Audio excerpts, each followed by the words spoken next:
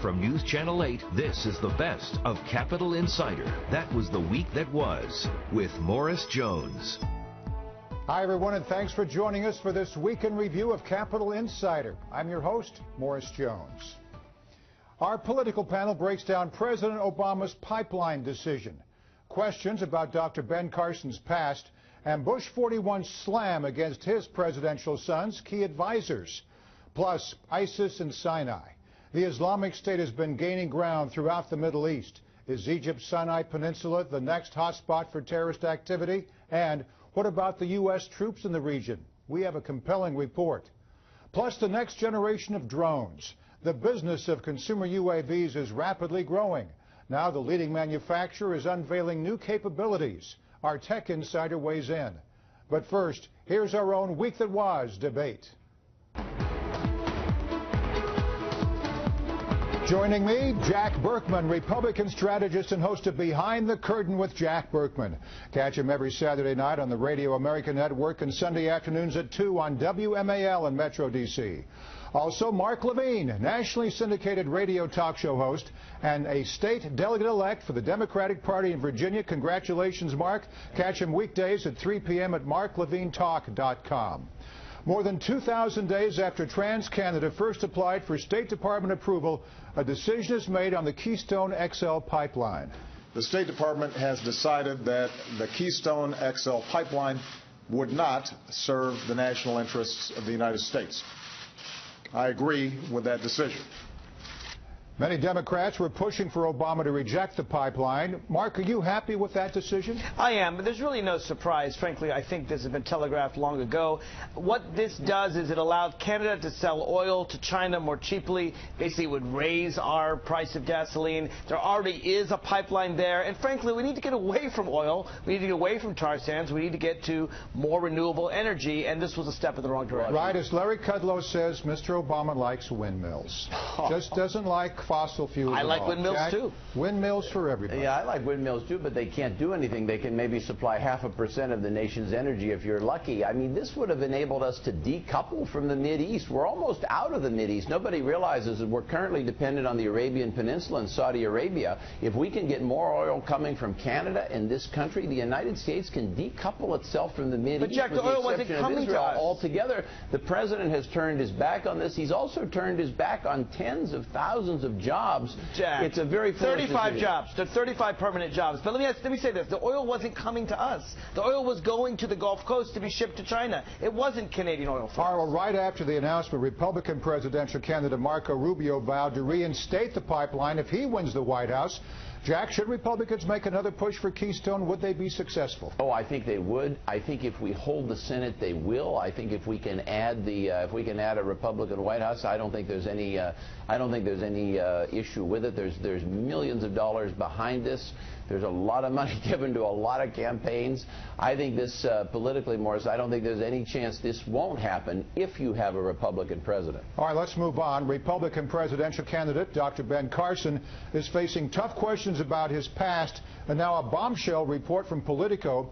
Carson admits that he did not receive a full scholarship to West Point. In fact, he never even applied. The story about West Point was a major part of his book, Gifted Hands. There are also major questions about his violent past that he's admitted to. Jack, could this unravel Carson's campaign? Yes, it's serious. I mean, the media is already starting to analogize it to Joe Biden's plagiarizing a law review article back in 1988. In some sense, this is more serious. The violent past and the temper, all that is nonsense. I think all surgeons have somewhat of a temper. My brother's a surgeon, I should know. But in terms of when you lie about West Point, that's a very serious issue. Does it knock him out of the race? I don't think so, but I do think it knocks him out of the front runner status. I think Trump, the main beneficiary of this, is our friend Donald Trump. Mark, are you and your Democratic friends sitting back smiling all this time? You know, none of us took Ben Carson seriously to begin with, but I agree it's a very serious thing. You know, Ben Carson's whole story was this dynamic of he attacked a friend of his with a knife and it hit the belt buckle and the knife broke, and then he stayed in the bathroom and talked to God and chose a new life. It turns out that story itself, the sort of fundamental narrative of his campaign may not be true. He isn't clear whether it's a friend or it's a relative. now comes out to West Point. Religious people liked him because they saw him as this guy from redemption, and it looks like a lot of this was made up. You have a little bit of what we can all call the Brian Williams problem here with Ben Carson. But here's the thing. The biggest problem he has, Morris, the biggest problem he has is all he really has to sell is his story and his character. He's not a senator. He's not a sitting governor. He doesn't have a political past. Remember, even though it's an anti-establishment year, fundamentally what he's selling is his resume, his character, his past. Once that's tarnished, a guy like this doesn't have anything to sell. That's the potential problem. Well, on Friday morning, Carson confronted CNN over the phone for questioning his past, and things got heated.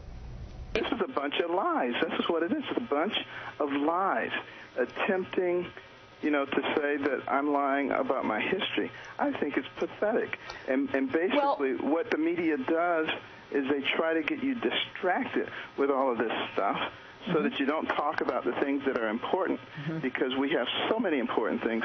And, I'm not proud of the fact that I had these rage episodes, but I am proud of the fact that I was able to get over them.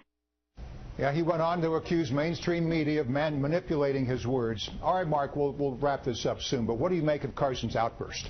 Well, this is about as loud as an outburst as he can give. He's generally known as the sleepy candidate. Look, I'm sure this is a fundamental problem for Ben Carson. As Jack said, he is running on his biography, and if your biography turns out not to be true, this is far more serious than anything Joe Biden's done. I think Ben Carson has peaked, and it'll be downhill from here. All right, Carson isn't the only Republican presidential candidate facing tough questions. Marco Rubio is under fire for his finances after Donald Trump said this. Marco Rubio has a disaster on his finances. He has a disaster on his credit cards. When you check his credit cards, take a look at what he's done with the Republican Party when he had access, what he had to put back in, and whether or not something should have happened. You'll understand it. And then Rubio fired back with this. I find it ironic that the only person running for president that's ever declared a bankruptcy 4 times in the last 25 years is attacking anyone on finances. Well, he also said the only debt he has is his mortgage, and he was cleared of wrongdoing in 2012 by the Florida Ethics Commission, but critics continue to ask for more documents. All right, Jack, you've been a critic of Rubio. Do you think he has something to hide? Well, I think in part. I think, first of all, the fact that Trump is attacking him and going negative against Rubio shows you that the Trump campaign thinks Rubio is its main competitor, not Carson. I think that's right, so it's probably smart what Trump is doing. The charges against Rubio, I think, are fair in part and unfair in part. What's unfair in part is this business of saying, well, you don't do a good job with your rental property, you took money out of your 401k. All that is kind of personal to him and silly and really not, I don't see it as a public issue at all. Those are family issues, his own private matters. Now, what I think is a public issue and what could be a problem is this business of the $10,000 that he claims was put on the wrong credit card, put on the campaign credit card by mistake. He does have issues with how he has used his campaign money while in the Senate and also while in the Florida House as Speaker down there. That part of it is serious.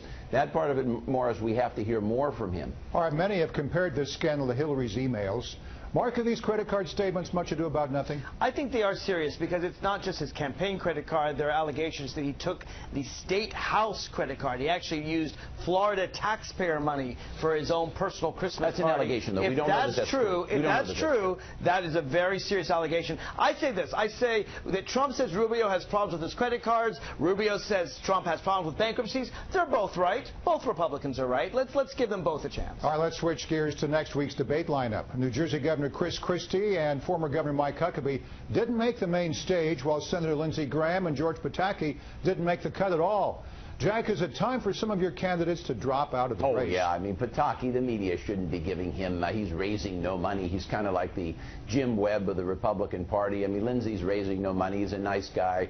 Yes, it's time for this field to narrow. I think it's a very kind of unhealthy trend.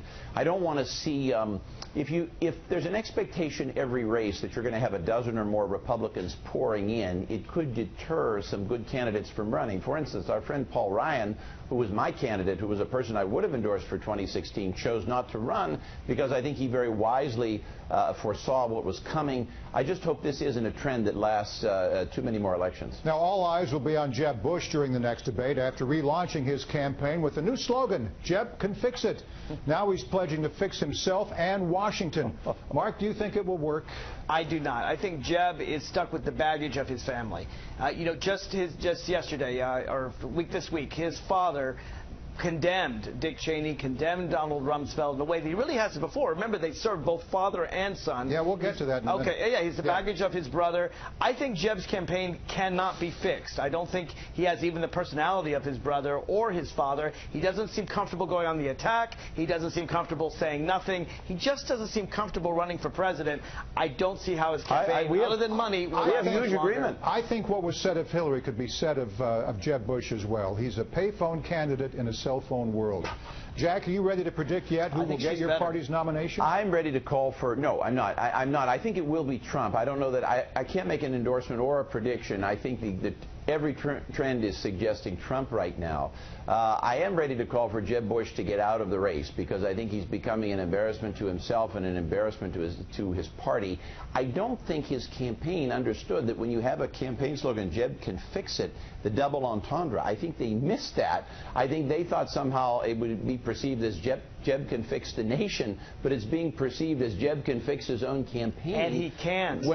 When you tell the nation, when you tell the that's a double entendre. It's being presented that way. I don't think they had any idea. And I don't think he can fix it. I don't think he can fix it. Just turn it around. It will fix Jeb is what's going to happen. It'll be fixed. Before we go, let's talk about George H.W. Bush. The 41st president is blasting key figures from his son's administration, specifically Vice President Dick Cheney and Donald Rumsfeld. The elder Bush said they were too hawkish when advising W. All right, Mark, so who was responsible for the Iraq War, Cheney or Bush? More Cheney.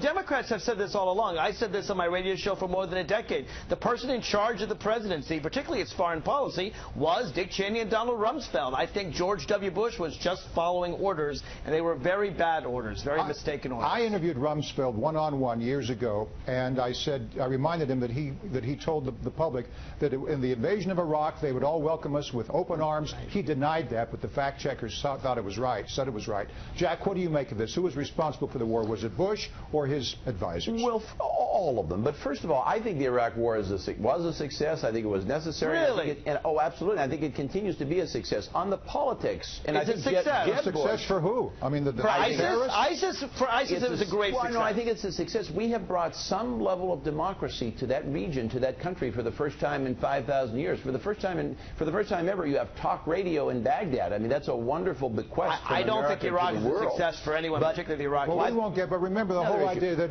democracy would fall like dominoes. Instead of Vietnam being the communist domino theory, this was going to be the democratic domino theory. It took a stable dictatorship and brought us to anarchy. But anyway, back to the main point, Jack. Would you blame these problems on the hawks within the Bush administration, or lay them at the feet of? Oh, I think his father said it right. It's both. The buck stops there with the president. I think the one thing you have to remember is that these are old cleavages within the Republican Party between conservatives and moderates.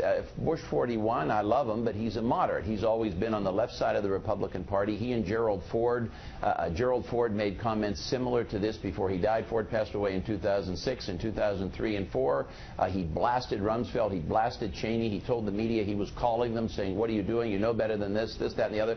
This is an old cleavage and an old argument that has gone back in Republican politics 40 years about which direction is appropriate in the Mideast. There's nothing really new here. The American people have long judged the failure in Iraq to be a complete failure. There's no one calling for that war to continue. And I got to tell you, I think George H.W. Bush was basically following where the American people are right now. We know that after September 11th, there was no reason to invade Iraq. That's a wrap. Mark Levine, Democratic strategist, Jack Berkman, Republican strategist, the best political panel on TV. Thanks to you both. Thank you, Morris. Thank you, Mark.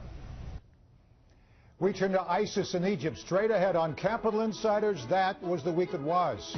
Investigators say it's likely a bomb downed a Russian jetliner, and the Islamic State is claiming responsibility. If it's true, what does that mean for U.S. troops in the region? We have a compelling report next.